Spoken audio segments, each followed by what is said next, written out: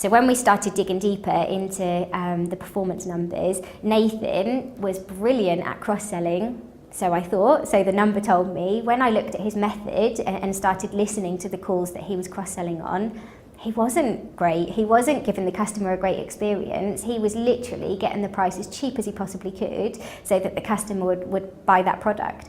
But what he was also doing was not dealing with any of the calls that he couldn't get a cross-sell on. So any call where the customer had a bad experience, wanted to complain, had a demand that was, a more difficult demand to deal with, he would just transfer it out.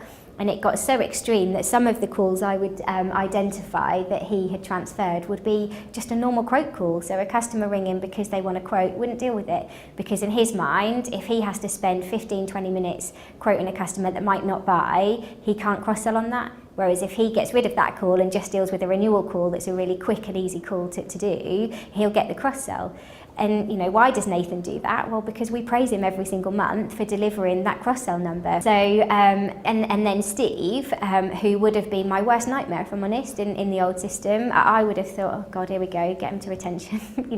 In sales, he's not going to get the numbers in for me. And the reason that Steve doesn't get the numbers in is because he deals with every single call that comes through. So when I looked at Nathan's transfers, he was transferring 20-25% of his customers every single month. It was predictable. You knew that was going to be what was happening. So he was getting 20 odd cross-sells a month, which is good performance. Steve is in the 3s, 4s and 5s of cross-sells, but doesn't transfer any of his calls. The only transfers I could find going back over the last 6 months were ones that he physically wasn't trained or equipped to deal with.